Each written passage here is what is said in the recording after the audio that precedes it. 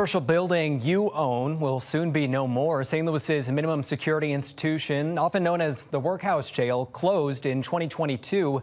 But even the advocates who wanted it emptied are criticizing the mayor for continuing to pump money into it, only to then demolish it.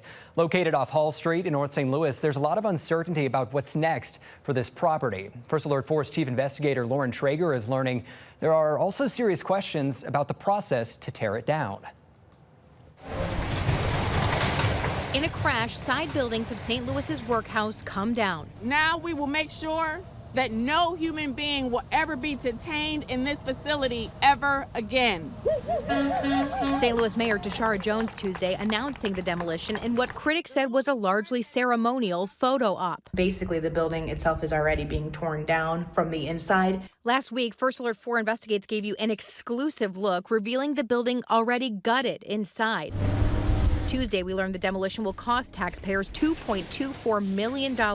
That's on top of the carrying costs in recent years and the millions in other repairs to the building in the last decade. There's no amount of money that would make the workhouse livable. And I spent time in the workhouse. I was never allowed outside. But Tuesday, even staunch supporters for closing the workhouse who attended the event criticized the city for not selling the property and profiting when it first closed. We urged the city to not invest any more money in the upkeep of this building and instead invest it in the things that get to the root cause of crime. Inez Bordeaux says she's glad there's only one jail in the city now, the Criminal Justice Center downtown, but she says many more have died there in recent years. 18 people in 4 years makes CJC the deadliest jail in the country. It's heartbreaking. I'm really telling you, that is really heartbreaking. Alderwoman Pam Boyd never wanted the workhouse closed. Conditions, she said, had improved there after the city made repairs. Do you think taxpayers should be paying more than $2 million to tear that building down?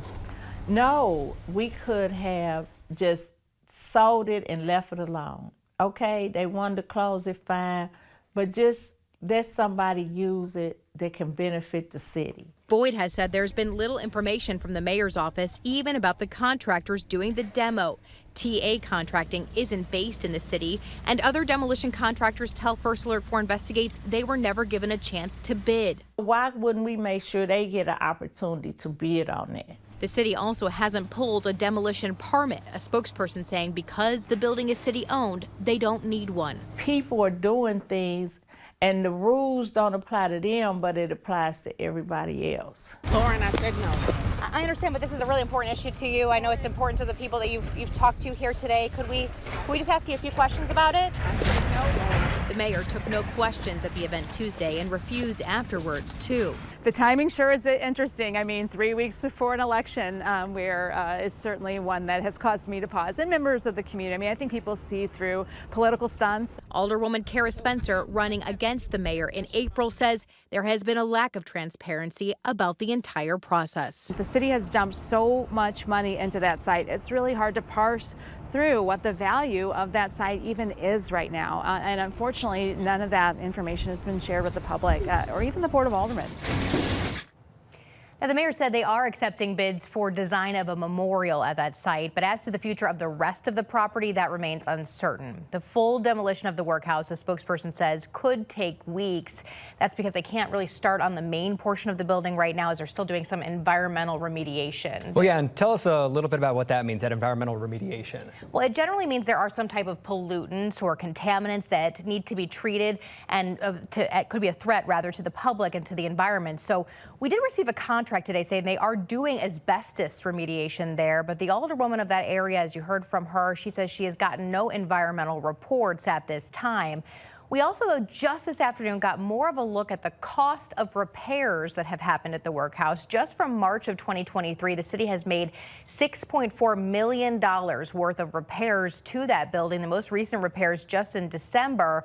Add that to the demolition cost and the cost to keep the lights on, cut the grass, and we're heading towards $10 million spent on that building since it closed. All right, so this facility in North City heading downtown now. We know that there have been issues at the Criminal Justice Center, the CJC downtown. What happens if that gets full? Yeah, that's certainly a question that is being raised right now. This is a report that the mayor's own new head of corrections said the detained population there is growing at alarming rates. and that person recommended a contract with an outside jail to take detainees in the future. The mayor vowing for improvements to the CJC. As we've covered, there have been some issues at that facility, but a lot of the critics say the conditions there are bad. For example, there is nowhere there for the detainees to go outside. So a lot of conversations about the city's incarceration and criminal justice system are ongoing right now. And I know you'll stay on top of that story for sure. Lauren Traeger, thank you for your reporting here. Sam.